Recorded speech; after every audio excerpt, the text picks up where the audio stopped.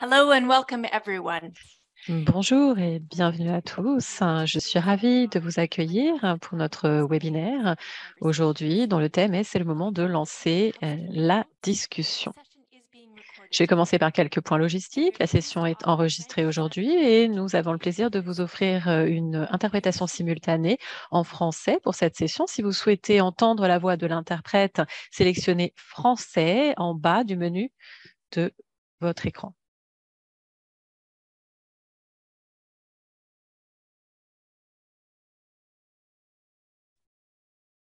Si vous avez besoin d'aide à quelques moments que ce soit, vous pouvez utiliser le clavardage pour nous contacter. Les participants peuvent également choisir les sous-titres générés automatiquement. Il suffit de cliquer sur montrer les sous-titres au bas de votre écran. Il y aura alors des sous-titres générés automatiquement qui peuvent être en français si vous choisissez donc le français dans votre menu. Nous sommes ravis de pouvoir vous proposer à la fois des sous-titres en français et en anglais pour la session d'aujourd'hui. Alors voici pour les points logistiques. Je vais maintenant me présenter. Je suis Jennifer Zelmer. Je suis présidente et directrice de la santé pour Excellence en Santé Canada. Et je suis ravie aujourd'hui de vous parler depuis le territoire traditionnel des Premières Nations inuites et métis à Ottawa. C'est un lieu d'échange, de liens depuis des temps immémoriaux et nous sommes ravis de continuer à travailler sur ce lien via notre webinaire aujourd'hui. Je vous invite, si vous le souhaitez, à vous présenter dans le clavardage pour qu'on sache un peu qui est en ligne avec nous aujourd'hui. Pour ceux d'entre vous qui ne nous connaissent pas, Excellence en Santé Canada, c'est une nouvelle organisation qui a été créée en 2021 et qui, en 2021 et qui vise à améliorer les soins de santé au Canada. Et nous sommes ravis de pouvoir vous souhaiter une bonne semaine une bonne semaine nationale de la sécurité des patients. Et cette discussion d'aujourd'hui, c'est simplement un des événements qui marquent cette semaine. La Semaine nationale de la sécurité des patients, c'est une campagne pan-canadienne annuelle qui a commencé en 2005 et qui vise à améliorer la sécurité, la qualité des soins aux patients. Et cette semaine est un partenariat entre Excellence en Santé Canada, les patients pour la sécurité des patients au Canada et l'Organisation des normes en santé. C'est une semaine qui va se tenir du 24 au 28 octobre avec pour thème il faut lancer la discussion sur la sécurité. On se centre particulièrement sur des soins pour les soins de santé pour les seniors. Tout le monde a besoin, tout le monde souhaite avoir des soins de santé sûrs. Mais même avant la pandémie, des soins de santé de haute qualité et sûrs, ce n'était pas la réalité pour tout le monde au Canada. Et la COVID-19 a mis en évidence un certain nombre de lacunes. On sait que dans tout le pays, les systèmes de santé sont sous pression. Et il est donc de plus en plus important pour nous de se centrer sur la sécurité des personnes qui reçoivent, qui prodiguent des soins. Un peu de quelques chiffres. D'après les données publiées par l'Institut canadien d'information sur la santé, les préjudices ont augmenté à l'hôpital dans les dernières années et touchent à présent un séjour à l'hôpital sur 17. C'est la deuxième année où on constate une augmentation. C'est lié notamment aux affections et aux infections liées à la prise de médicaments. Il y a de nombreux leviers également qui expliquent le manque de sécurité. Et un des moyens de se centrer sur la sécurité et de mettre en place une culture de la sécurité, ce sont des conversations sur la sécurité. C'est vraiment essentiel pour construire une culture positive de la sécurité. Qu'il s'agisse des personnes qui prodiguent les soins, qui les reçoivent, des patients, des soignants, il faut que tout le monde puisse s'exprimer sur le sujet, que les patients, les résidents, les clients, les partenaires des soins de santé se sentent à même de pouvoir s'exprimer. Et ce n'est pas toujours facile. Par exemple, les personnes qui prodiguent des soins de santé ne se sentent pas toujours à l'aise pour parler de problèmes qu'ils ont identifiés et qui pourraient affecter la sécurité des patients. D'après une étude publiée récemment par l'OCDE, seul un soignant sur 5 ou 20% des soignants disent qu'ils s'expriment librement lorsqu'ils constatent quelque chose qui affecte négativement la sécurité des patients et sont prêts à aller voir la hiérarchie. Donc il y a vraiment ici, on voit, matière à amélioration. Et dans ce contexte, je suis ravie d'accueillir nos orateurs extraordinaires qui vont mener la conversation, la discussion aujourd'hui autour de la sécurité, qui vont nous expliquer comment construire la sécurité ensemble. Il s'agit vraiment de parler de soins de santé et de sécurité des patients. Je vais les inviter dans une minute à se présenter, mais si vous ne l'avez pas encore fait, si vous étiez peut-être un petit peu en retard, je vous invite vous-même à vous présenter dans le clavardage. Vous pouvez également faire une reconnaissance territoriale. Vous pouvez nous donner vos pronoms également si vous le souhaitez. Et en dehors de cela, à tout moment, pendant le webinaire, vous pouvez utiliser le clavardage pour des commentaires, des questions, partager des ressources avec les autres participants pour que ce soit vraiment une conversation plus large. On parle vraiment d'une conversation autour de la table. On est à la table de la cuisine, on discute tous ensemble et on vous invite vraiment à nous rejoindre pour cette conversation. Je vais à présent inviter nos orateurs à se présenter et à partager leur point de vue, leur expérience sur les conversations en matière de sécurité. Adèle, je vais vous inviter à commencer. Vous pouvez allumer votre caméra, allumer votre micro, vous présenter et partager avec nous ce qui vous amène à la conversation aujourd'hui. Oui, bonjour, je suis Adèle Kopp et je suis basée au Saskatchewan. Il s'agit d'un territoire couvert par le traité 4, mais je ne peux pas vous en dire plus. J'aurais dû vérifier avant de venir. Mais néanmoins, je suis ravie de voir de nombreux participants qui travaillent dans les soins de santé au Canada. Pour moi, la sécurité des patients, c'est un sujet qui me tient à cœur. Donc, je vais vous parler de mon mari et comment j'ai commencé à travailler à la sécurité des patients au Canada. Et puis, ensuite, je vous parlerai également d'un projet que nous menons. Moi, j'ai grandi dans une grande famille. J'avais beaucoup de gens à la table de la cuisine, mais il n'y en avait jamais autant. Donc, je suis un tout petit peu stressée. Alors, j'ai commencé en février 2007 à travailler dans les soins de santé. Mon mari avait Alzheimer précoce. Il n'était plus capable de s'occuper de lui-même à la maison. Et avec l'aide d'un programme de soins de jour et des femmes qui s'occupaient de lui pendant que j'étais au travail, nous avons mener notre vie. J'avais 59 ans à l'époque. Mon mari était un homme énergique pour qui la famille était très importante. On s'est rencontrés en 1994. On a vécu ensemble à partir de 2000. Nous avons vécu ensemble jusqu'en 2002 et nous sommes mariés en 2007. Et à l'automne 2008, j'ai commencé à constater qu'il fallait lui répéter les choses. Et j'ai expliqué à ma fille que son père avait commencé à avoir Alzheimer. J'ai suggéré qu'il voie un neurologue et ça a été confirmé. En 2012, son Alzheimer avait progressé au point qu'il ne pouvait plus s'occuper de lui-même et il a dû être placé dans un centre de soins. Alors, ce qu'ils ont fait dans ce centre de soins, c'était ils avaient peur en fait qu'il se blesse en tombant du lit. Donc, ils ont utilisé, je crois qu'on appelle ça un Ziggy fixe, un lien Ziggy.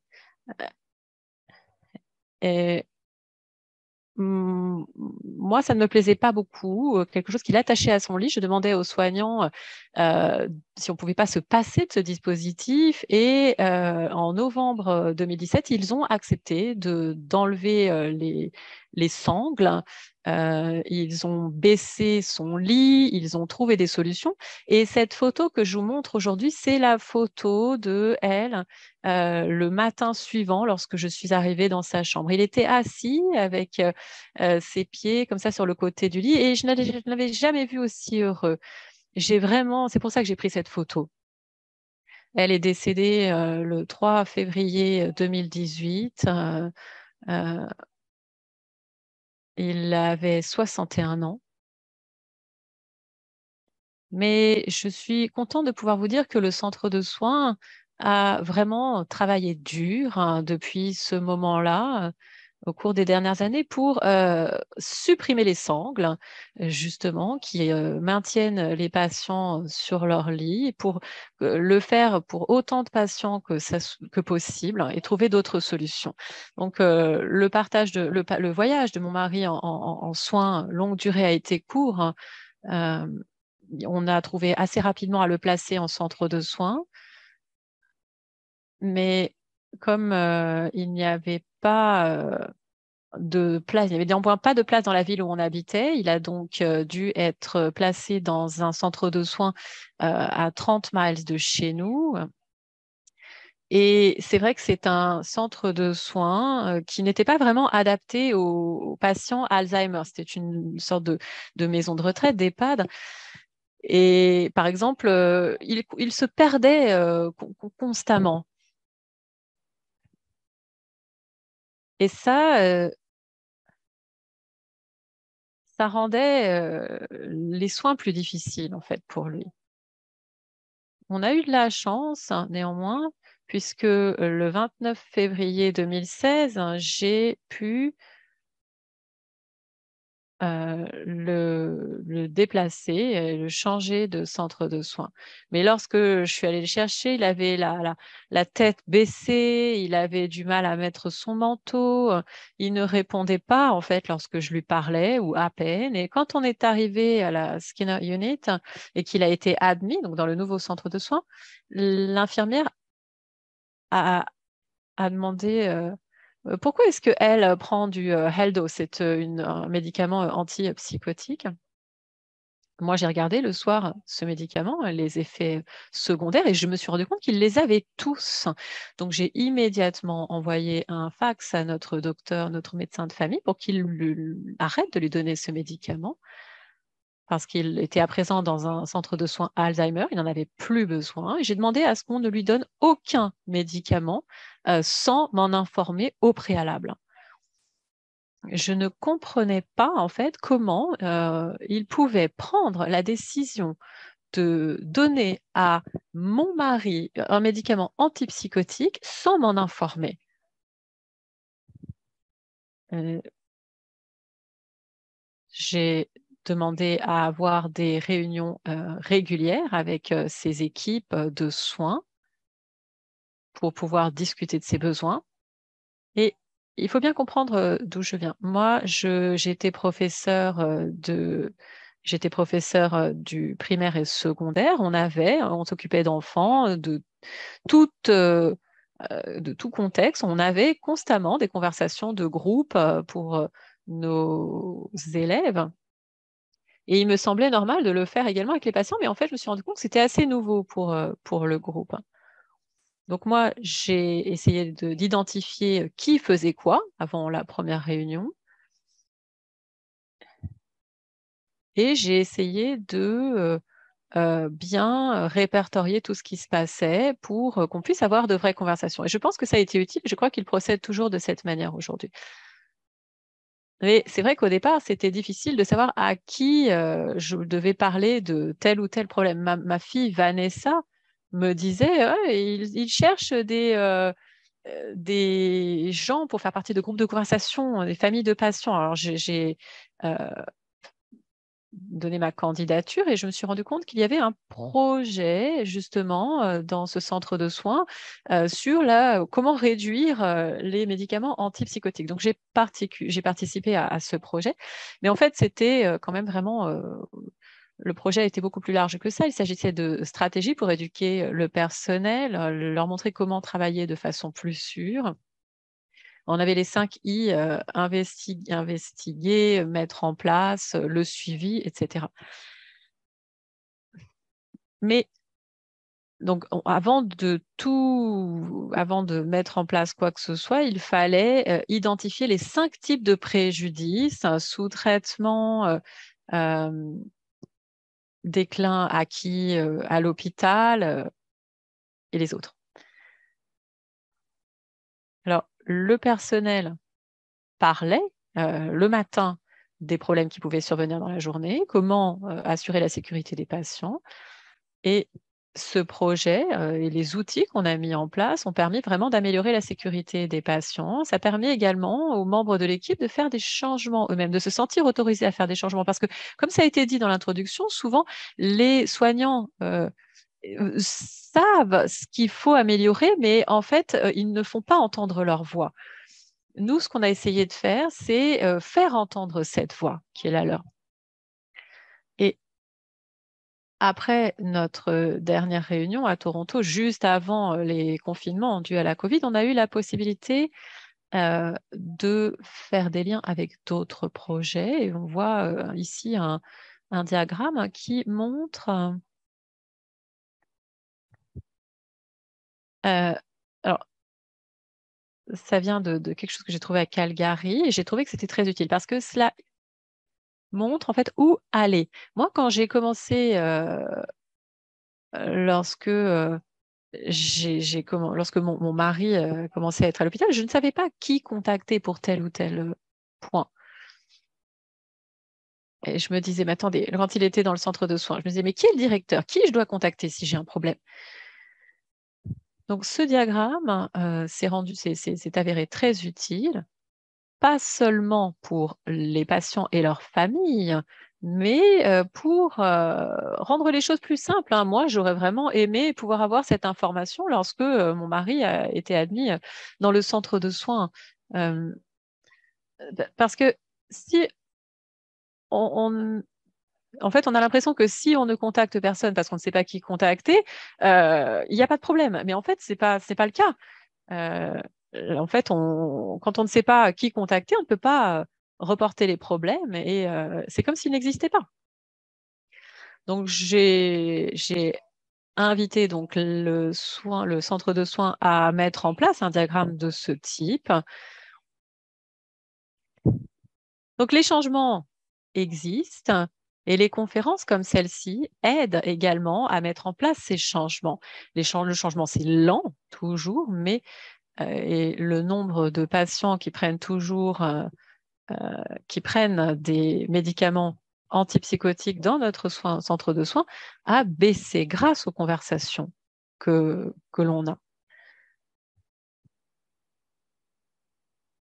Et les équipes connaissent leurs patients, montrent de la flexibilité pour pouvoir s'adapter aux patients et aux équipes. Donc, il faut vraiment avoir en tête les besoins des patients, les besoins des équipes et avoir vraiment des conversations qui sont cruciales pour savoir comment nos patients, le personnel soignant comment est-ce qu'on peut assurer leur sécurité. Donc, merci beaucoup de m'avoir invité à partager ce que j'avais à dire pour cette conversation. Merci beaucoup, Adèle. On apprécie vraiment que vous nous ayez raconté votre histoire et votre parcours en tant que responsable de plaidoyer pour la santé des patients. On va avoir un point de vue un petit peu différent avec une nouvelle voix à la conversation. Glenn, je vais vous inviter à allumer votre caméra, votre micro. Vous pouvez vous présenter, dire bonjour et nous parler de votre point de vue.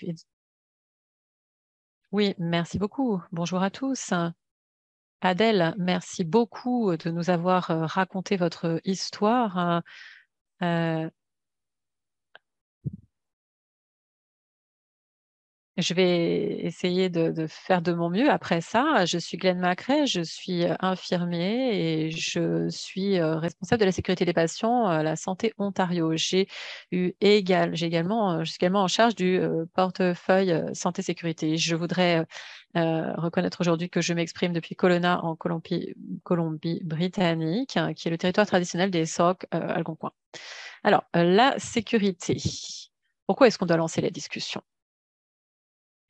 Moi, je travaille dans la sécurité des patients en tant que professionnel depuis 2001, en tant qu'infirmier certifié. Non, je crois que c'était 1997 même. Et je vais parler de mon expérience. J'étais dans une clinique avec mon fils. Il était un petit enfant. C'était il y a 17-18 ans. Il avait mal à l'oreille et ça devenait de pire en pire. Et On ne pouvait plus dormir à cause de sa douleur et il pleurait toute la nuit. Donc, je suis allée dans une clinique de soins de jour. Il a été emmené en salle d'examen. J'ai raconté mon histoire à l'infirmière et 5 minutes plus tard, un homme est entré. Il ne s'est pas présenté. Il a regardé l'oreille de mon fils. Il a pris une seringue. Il a mis une solution dedans et il l'a envoyé dans son oreille. Et je me suis dit, je sais pas qui c'est, qu'est-ce qu'il est en train de faire ou ce qu'il y a dans cette seringue. Euh, mais je l'ai laissé faire et je me suis dit, je me souviens d'avoir été un peu agacée contre moi-même parce que je n'avais rien dit. Bon, en fait, c'était bon, hein, effectivement, c'était un médecin. Le médicament a soulagé mon fils, mais j'y repense régulièrement. Je me dis, euh, j'étais infirmier, j'ai vu quelque chose qui me dérangeait et je n'ai rien dit. C'était quelque chose de routinier, ce n'était pas une crise, hein. J'étais dans un environnement familier et pourtant, comme on ne m'a pas invité à poser de questions, je suis restée silencieux.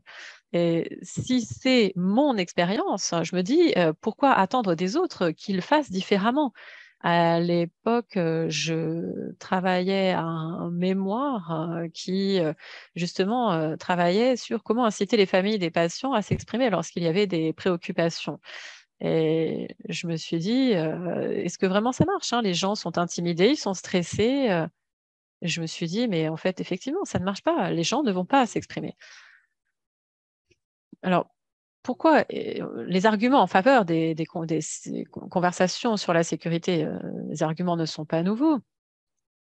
À l'époque, moi, on m'a présenté à un groupe hein, qui s'appelait Safety Leadership Walkarounds, qui était centré sur les conversations autour de la sécurité. Il s'agissait d'inviter les soignants à exprimer leurs préoccupations afin de pouvoir trouver des actions et y remédier. Est-ce que ça a fonctionné? Ou est-ce que ça fonctionne, est-ce qu'ils les font toujours? Mais je dirais que ça dépend du point de vue. D'après mon expérience,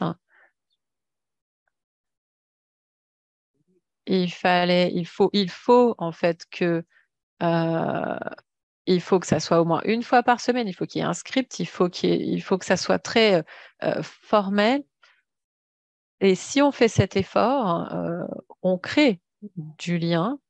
Mais j'ai remarqué que ces conversations, en fait, étaient surtout centrées sur les préjudices passés plutôt que les possibles préjudices futurs. Sur notamment le financement, le manque de lits, les soignants. Et donc, en fait, c'était des problèmes qui étaient réels, mais où il n'y avait pas de solution rapide. Et puis, d'après ce que j'ai constaté, les soignants n'avaient pas le droit d'évoquer les problèmes de sécurité les concernant. Il s'agissait avant tout de la sécurité des patients. Mais pour moi, il faut discuter de ces deux concepts ensemble. Euh,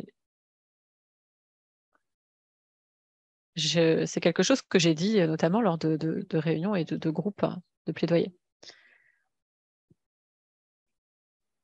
Et tout ça a mené à de nombreuses conversations sur la sécurité. Adèle nous a parlé de certaines conversations qu'elle a eues. Moi, je me souviens d'une anecdote.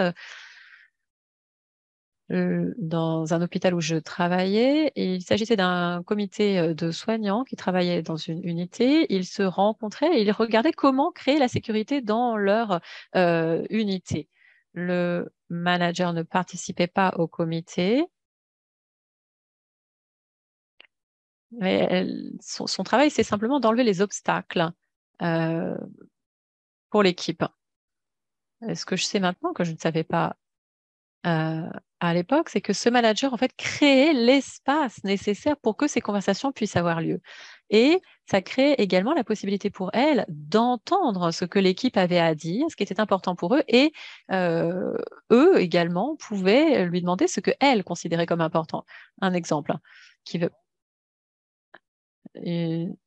On avait un frigo et un frigo en fait où on garde une chambre froide pour les médicaments qui s'ouvrait du mauvais côté en fait. Et pour les soignants, c'était difficile d'accéder aux médicaments. Il fallait se pencher, on voyait pas bien les étiquettes hein, parce que le frigo, la chambre froide était en fait mal placé contre le mur. Et les soignants, justement, voyaient ce frigo comme un exemple de ce qui ne va pas.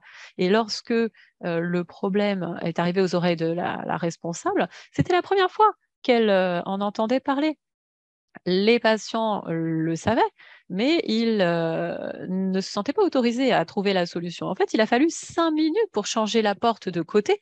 Et je pense que ça a aidé en fait ensuite à avoir des conversations sur des points encore plus sérieux.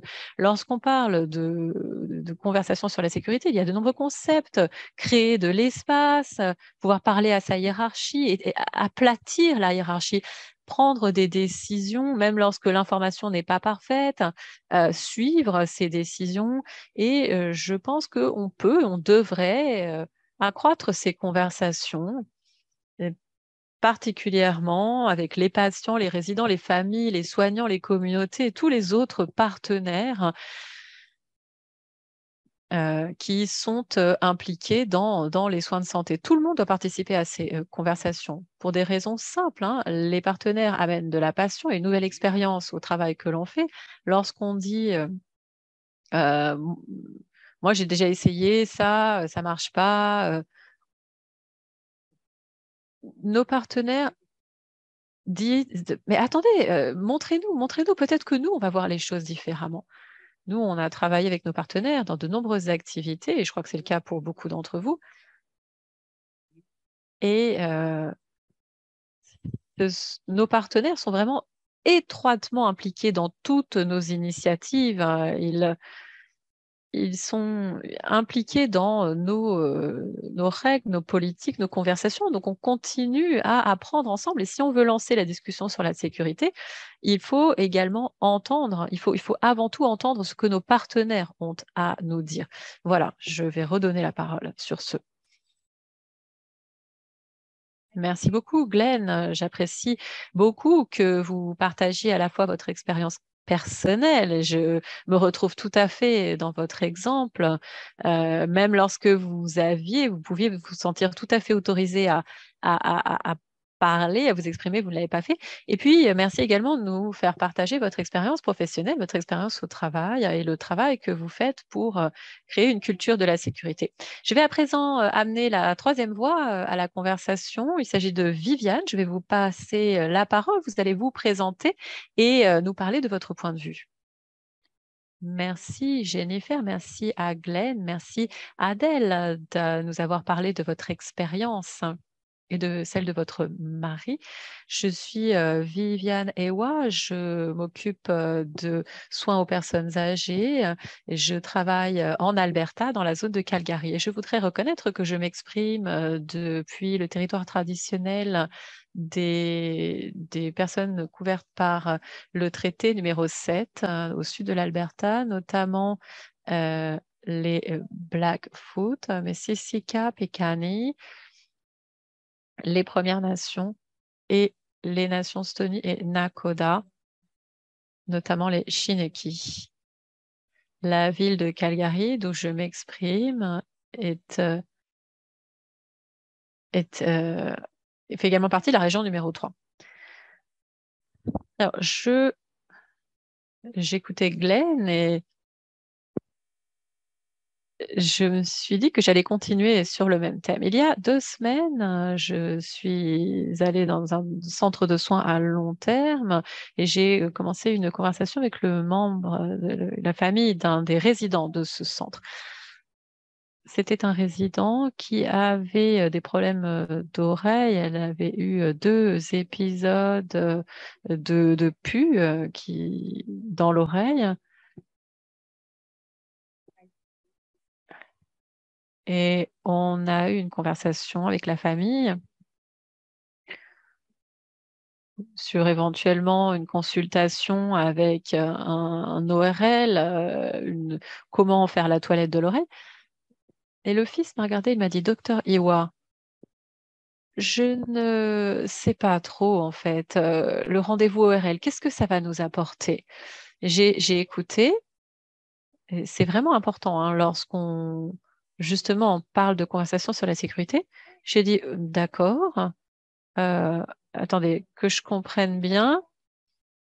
Vous savez, ma maman, elle n'aime pas qu'on regarde dans ses oreilles, ça va être très compliqué de l'emmener voir ce spécialiste. Et puis, qu'est-ce qu'il va faire finalement, ce spécialiste? Ma mère, elle a une démence sénile. Ça va être très compliqué en termes de comportement. Et en fait, j'ai bien vu que c'était une expérience qui allait être très compliquée pour lui. Et je savais que je me suis arrêtée, je l'ai écouté et j'ai dit, bien, c'est tout à fait juste ce que vous dites. Mes préoccupations sont les mêmes que les vôtres, hein. Comment est-ce qu'on va la faire sortir du centre de soins pour aller voir le spécialiste? Comment est-ce qu'elle va coopérer avec l'examen? Et, et je sais qu'une des plus grosses difficultés, c'est de regarder dans son oreille. Vous savez quoi? On va le faire là, maintenant. Donc, j'ai pris les instruments d'examen et elle a coopéré. J'ai bien regardé son oreille et j'ai déterminé en fait qu'on pouvait effectivement s'en occuper là, au centre de soins, qu'on n'avait pas besoin de la faire sortir pour aller voir un spécialiste. Et puis, s'il y avait une autre infection, on trouverait un traitement, on mettrait en place des antibiotiques, on mettrait des gouttes dans l'oreille pour traiter de façon locale avec des antibactériens. Donc, je pense que cette conversation a vraiment souligné un certain nombre de points clés. Moi, du point de vue du docteur, j'étais inquiète face à une infection récurrente. Mais pour la famille, ce qui importait, c'était le risque qui allait survenir si on la sortait de ce centre de soins et puis ce que ça allait faire sur sa qualité de vie. Et pour eux, ce qu'on pouvait faire sur site, dans le centre, c'était prioritaire. Donc, une des choses qu'on fait ici dans la zone de Calgary, avant la pandémie, ce qu'on faisait avant la pandémie, c'était co- co-créer en fait des outils pour soutenir les conversations sur la santé. Parce qu'on parle souvent d'être plus proactif face à ces conversations. Glenn a parlé d'une formule, de quelque chose qui soit plus formel. Il nous a expliqué qu'il fallait formaliser les choses.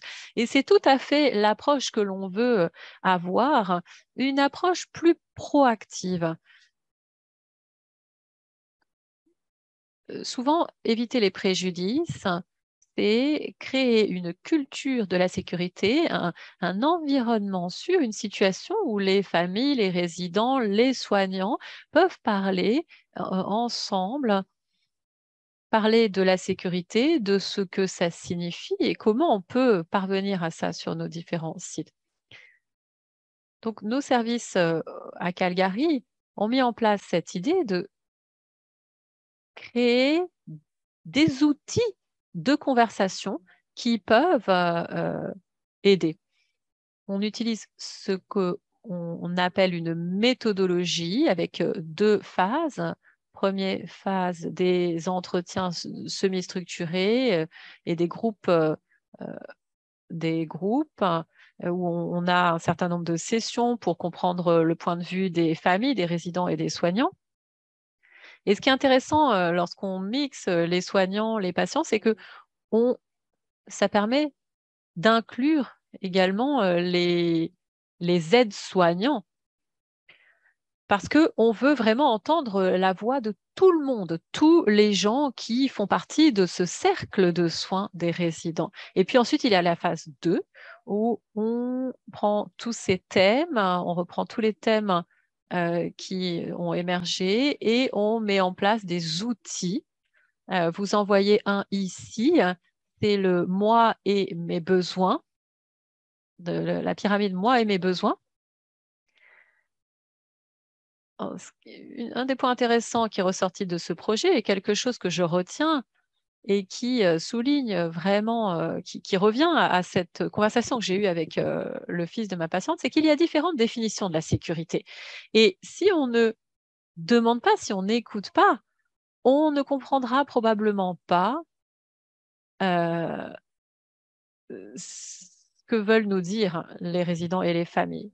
Ça, pour moi, c'était un point essentiel. Avant ce projet, moi, en tant que médecin et en tant que directrice, en tant que responsable, j'avais l'impression que la plupart des conversations sur la sécurité se faisaient de façon formelle lors des conférences annuelles. Vous savez, c'est moment très cadré. Mais en fait, grâce à ce projet, on s'est rendu compte que ces conversations se déroulaient également de façon informelle et qu'il fallait les inclure également, qu'il fallait, prendre ce qu'il y avait d'intéressant dans ces conversations informelles. Et c'est pour ça qu'on a créé notamment cet outil que vous voyez sur l'écran. Autre point qui est ressorti de ce projet, c'est les responsables des centres. Lorsque la hiérarchie soutient les soignants, lorsque la hiérarchie montre l'exemple et a également une politique de porte ouverte pour les familles, alors ça aide beaucoup à avoir ces conversations sur la sécurité dans les centres, dans les établissements de soins. Après 2 ans et demi de pandémie et toutes ces choses qui se sont produites, ce projet qui devait en fait s'étendre à tous nos centres de soins, puisqu'on a travaillé, on a commencé à les déployer sur 2 soins, mais tout a été mis en pause. Et lorsque je me suis rendue récemment dans un de nos centres et que j'ai vu cet outil, vraiment, j'ai eu les larmes aux yeux. Je me suis dit, mais avec tout ce qu'on a traversé, eh bien, on continue à utiliser ces outils pour étayer les conversations sur la sécurité. Vous voyez, le jaune, hein, c'est moi, je me sens en sécurité quand la porte est fermée à clé. Voilà, ça vient vraiment des familles des patients. La sécurité pour les familles et pour les patients, c'est complètement différent de ce que c'est que la sécurité pour nous, les médecins. Adèle en a très bien parlé. Avec cette histoire de sangle qui avait été utilisée pour son mari pour des raisons de sécurité, mais c'était perçu complètement différemment pour la famille. Donc, si on réfléchit non pas seulement en termes de qualité de vie, mais en termes de ce qui est le mieux pour nos résidents, il ne s'agit pas nécessairement d'utiliser des sangles, mais quel est le besoin et comment y répondre. Alors même que je conclue et que justement, je souhaite lancer les conversations de sécurité, je dirais que autonomiser nos soignants de première ligne, donner également l'opportunité à nos résidents et à nos familles de parler de ce que la sécurité veut dire pour eux, de comment on peut répondre à leurs besoins de sécurité, c'est important. Et souvent, il faut se rappeler que ces conversations se produisent de façon informelle. Et il faut mettre en place un environnement qui encourage pas seulement les conversations, mais également l'écoute, la possibilité d'écouter et la possibilité de répondre et d'agir face à ces préoccupations qui sont soulevées. Merci. Merci beaucoup, Viviane. Merci beaucoup d'avoir raconté ces exemples qui vraiment donnent vie à toutes les difficultés, nous montrent bien toutes les difficultés que vous rencontrez. Et puis, merci de nous avoir parlé de cette approche plus systématique que vous avez mise en place. Alors, je vais inviter à présent donc tous nos orateurs à allumer leur caméra. On est tous autour de la table de la cuisine. On passe à une partie plus libre de la conversation et je suis ravie de voir que quelques questions nous arrivent dans le clavardage. J'invite tout le monde à partager des questions, des commentaires, des ressources dans le clavardage, que ce soit en français ou en anglais, et on fera de notre mieux pour en prendre un maximum. Si quelqu'un également a posé une question et que vous avez la réponse, vous pouvez également y répondre dans le clavardage. On veut vraiment que ça soit une conversation très large avec tous nos participants. Alors, je vais commencer par quelques questions qui sont dans le clavardage afin qu'on entre dans la conversation. Alors, les premières questions concerne notamment les outils qu'on peut utiliser, particulièrement pour ce qui est de prévenir les préjudices et les approches qu'on peut utiliser du point de vue du patient ou du point de vue du soignant. On parle donc d'être vraiment, pas seulement de répondre à des préjudices passés, mais de travailler à la sécurité en amont. Je vais peut-être, on ne va pas tout le temps commencer par la même personne. Je vais peut-être demander à Dr Viviane, Dr Viviane Ewa de répondre. Oui, alors, nous, on a donc utilisé ce projet, donc moi et mes besoins dans deux. On a utilisé donc nos deux outils dans deux centres et ils ont bien marché en fait différemment. Il y a un des centres qui a adoré moi et mes besoins et l'autre qui a adoré le cadre de conversation. Alors, ce qu'on utilise par exemple, c'est une question, qu'est-ce qui s'est bien passé aujourd'hui?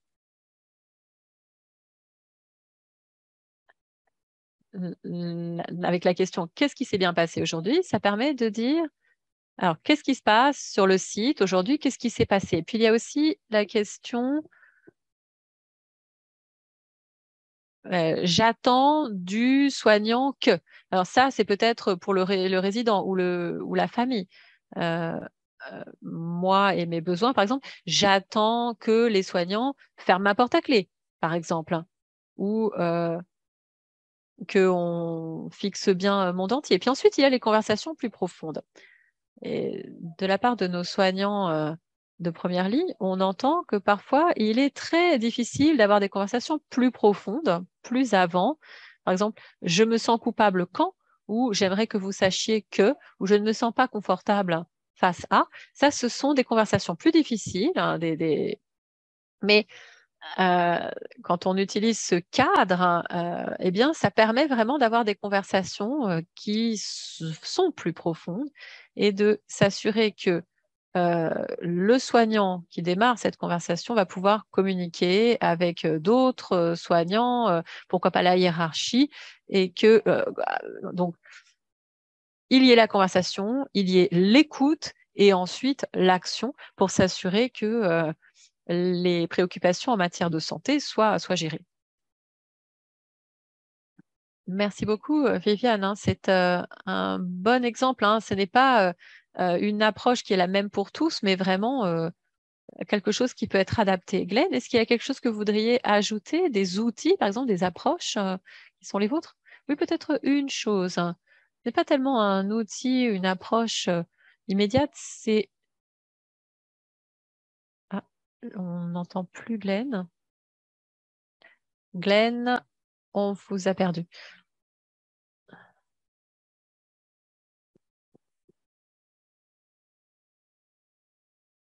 Glenn, malheureusement, on ne vous entend plus du tout. En tout cas, c'est le cas pour moi. Alors, on va peut-être vous donner la possibilité de... Ah, attendez, j'ai l'impression que vous êtes de retour. Ah, je suis de retour? Ah oui, effectivement, j'ai eu un message d'erreur de Zoom. Je vais redémarrer. Alors oui, ça a recommencé, dit Jennifer. Alors, Glenn, ce que je vous invite à faire peut-être, c'est de éteindre votre caméra. C'est peut-être lié à la bande passante. On va passer à quelqu'un d'autre et on reviendra vers vous en espérant que Zoom sera plus coopératif à ce moment-là. Alors, je vais peut-être justement parler de la question de la technologie. On va, je vais passer à une autre question, j'y reviendrai. Alors, Adèle, je voulais adresser cette question à vous. Ça peut être très dur de s'exprimer pour plein de raisons, notamment, est-ce que ça va affecter mes soins si je m'exprime? Est-ce que vous avez vu des approches qui pouvaient aider là-dessus? Oui, c'est tout à fait une préoccupation. On entend ça beaucoup. Je l'ai beaucoup entendu, moi, dans ma profession d'éducateur. Si je m'exprime, comment est-ce que ça va affecter mon enfant? Et dans la maison de retraite, je me posais la même question, hein. Si je m'exprime, comment est-ce que ça va affecter les soins reçus par mon mari? Il s'agit vraiment de construire des relations et il s'agit de permettre aux gens souvent quand on, soulève une question avec quelqu'un, on est, on est un peu, on peut être très en colère, plein d'émotions et la personne en face de nous, doit comprendre que c'est quelque chose que vous devez laisser sortir pour aller ensuite au cœur du problème et souvent, heu, on ne le fait pas. On ne permet pas aux gens d'avoir ce moment, en fait, de colère, hein. Ça peut parfois durer, 1, 2, 3 réunions pour, en fait, laisser sortir cette colère et en arriver au vrai problème qui doit être résolu et il faut il ne faut pas, considérer que leur émotion est contre vous. Il faut réussir à aller au-delà de ça pour résoudre le problème. Mais c'est très difficile et il faut montrer à cette famille que, s'ils s'expriment, ça n'aura pas d'incidence sur les soins apportés aux membres de leur famille et il faut, souvent, de nombreuses conversations pour que, ces familles se sentent à l'aise et c'est valable pour, les soignants également. On a parlé d'autonomiser les soignants, mais si, une fois on dit quelque chose, hein, qui ne va pas à un soignant qui essaie de s'exprimer, eh bien, il va se sentir, écrasé et ça prendra du temps pour qu'il arrive à s'exprimer à nouveau. Donc il faut, voilà, essayer de ne pas considérer que les gens s'expriment contre nous, mais qu'ils s'expriment parce qu'ils ont une préoccupation à soulever et si on arrive à faire ça, je pense qu'on va réussir à autonomiser les gens. Oui, merci beaucoup pour ce point de vue, Adèle et c'est très intéressant également que vous fassiez le pont avec votre expérience d'éducatrice, hein. Il y a effectivement de nombreux liens à établir. Glenn, j'ai l'impression que vous êtes de retour. On va revenir à vous. Si vous voulez, vous pouvez, répondre à la question précédente et à celle-ci en même temps. Merci. Alors malheureusement, lorsque je suis revenue, je n'ai pas entendu la nouvelle question, mais je vais répondre à la première question qui, alors moi, ce que je voulais dire, c'était qu'on a ce processus, formel, préoccupation et plainte des patients. Et ce qu'on a fait, petit à petit, c'est qu'on a, combiné les équipes liées, aux préoccupations des patients et à la sécurité des patients. On a impliqué, tous nos partenaires dans nos équipes. Donc lorsqu'on, répond à un individu qui a soulevé un problème, on le fait avec nos partenaires. Eux, ils vérifient, les réponses qu'on donne, ils nous donnent également du contexte, hein, et ils créent un pont entre nous et l'individu qui, soulève des préoccupations et je pense que ça permet d'aplatir un peu la hiérarchie et ça permet également de mettre en place un travail proactif où on va vraiment chercher l'information. Au cours des récentes années, il y a eu beaucoup de préoccupations sur le système de santé, on a reçu beaucoup de plaintes et néanmoins, on recherche encore d'autres histoires, les histoires qu'on n'entend pas, les histoires qui viennent peut-être de partenaires autochtones ou de populations marginalisées. On essaye d'intégrer cette expérience avec les patients, avec les familles, avec les pairs également. Ça, c'est quelque chose qui a été très utile et puis il y a un commentaire sur alors comment, faire le lien entre la sécurité des soignants, la sécurité des patients. Moi, ce que je peux dire, c'est qu'on essaye toujours d'inclure nos partenaires dans les conversations. C'est pas toujours facile. Lorsque, j'ai, commencé à introduire nos partenaires lors des examens, par exemple, de cas critiques, il y a eu des réactions négatives, hein. Alors, ce n'était pas forcément pour le secret professionnel, mais les membres de mon équipe ne se sentaient pas forcément à l'aise pour s'exprimer face à d'autres gens, des gens extérieurs, des partenaires. Donc, il a fallu vraiment créer un espace, d'abord travailler sur cet espace pour pouvoir ensuite avoir des résultats. Et c'est là également que nos partenaires nous ont aidés à redessiner cet espace. Pour moi, c'est vraiment ce qui a apporté du renouveau. C'est vrai que l'ajout de ces nouvelles voix, ça a ajouté de nouveaux points de vue. Ça a permis de changer un exercice qui était devenu un peu routinier. Oui, merci beaucoup, Glenn, hein. Il faut effectivement se demander qui on entend, qui on n'entend pas, et s'assurer qu'on va chercher vraiment tous les points de vue et quels sont, et donc et utiliser les mécanismes comme vous l'avez dit pour faire en sorte d'ajouter des voix à nos conversations. Viviane, je vais me tourner vers vous avec une des questions du clavardage. On a parlé de poser des questions, écouter, agir. Est-ce qu'il faudrait ajouter peut-être partager? Partager, en fait, s'ouvrir également, ouvrir à peut-être un espace plus large de conversation. Oui, je suis tout à fait d'accord, il faut partager. Et je vais utiliser l'exemple de la pandémie de Covid. Beaucoup de nos processus ont dû changer. Il y a eu beaucoup d'apprentissage. Comment euh, comment est-ce que on va gérer les problèmes qui sont nouveaux? On avait la hiérarchie qui était là, la hiérarchie de notre organisation qui était là, qui était présente, et on s'est rendu compte que certains centres fonctionnaient mieux. Donc, ce qu'on a commencé à faire sur la zone de Calgary, c'est avoir des réunions hebdomadaires qui nous ont vraiment donné la possibilité de partager un certain nombre des enseignements qu'on tirait au quotidien. Et ça nous a permis non seulement de gérer lorsqu'il y avait des cas chez nous, de savoir comment réagir, mais également d'être proactif et de mettre en place ou de renforcer des processus qui existaient déjà afin de réduire les risques de transmission. Donc, comment est-ce qu'on peut faire ça formellement?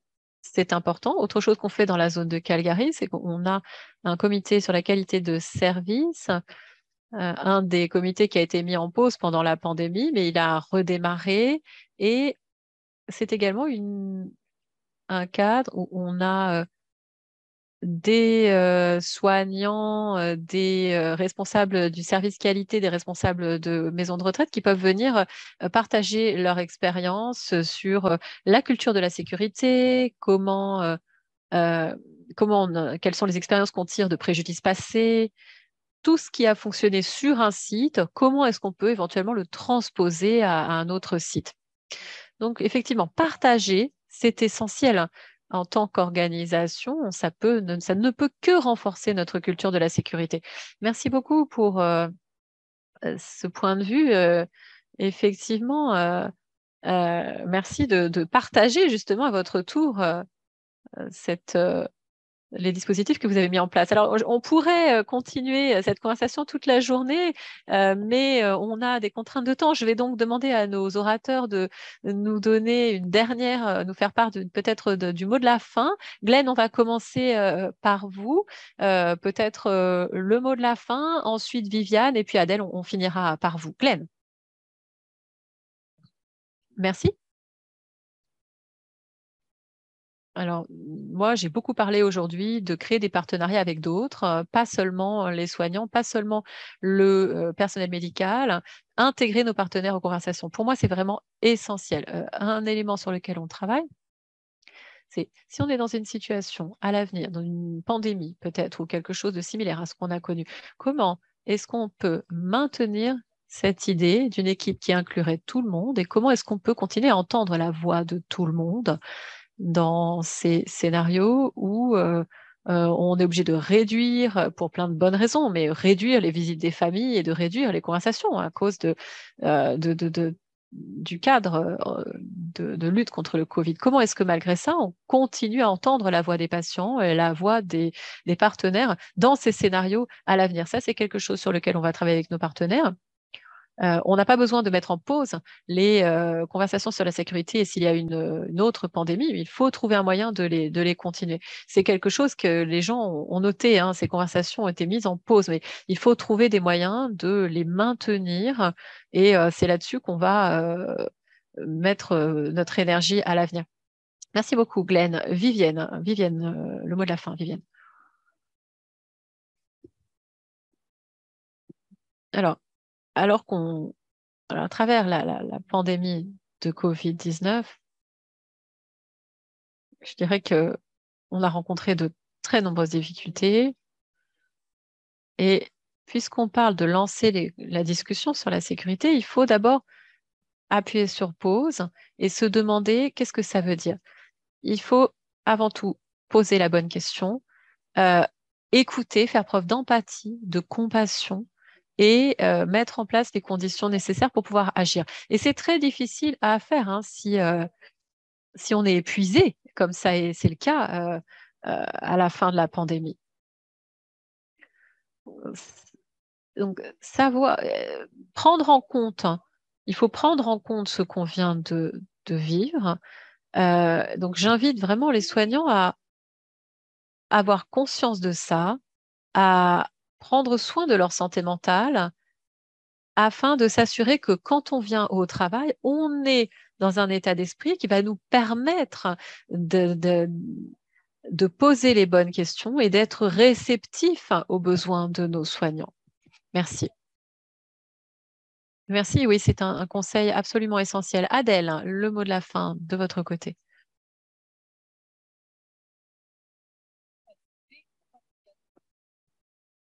Alors moi, je ne travaille pas réellement dans le domaine de la santé, je suis extérieure. Hein. Donc, évidemment, je n'ai pas vécu ce que vous décrivez avec la Covid. J'ai passé 2 mois isolée de ma famille parce qu'on a eu tous la Covid en même temps. Mais je pense que ce que Viviane dit est tout à fait important pour tous les soignants, c'est-à-dire euh, remplir votre propre réservoir, hein, charger vos propres batteries pour avoir la capacité d'aller travailler et pour ensuite pouvoir euh, être à même de comprendre et d'écouter les conversations essentielles que vous aurez avec les patients, avec les familles et avec vos collègues. Parce que lorsque vous êtes épuisé et que vos besoins à vous ne sont pas pris en compte, mais c'est difficile d'être disponible aux besoins des autres. Donc, Viviane, je dirais que voilà, recharger les batteries pour les soignants, c'est absolument essentiel. Et en tant que soignant, il faut s'assurer de le faire. Merci. Merci beaucoup, Adèle. C'est tout à fait vrai. Hein, je suis tout à fait d'accord.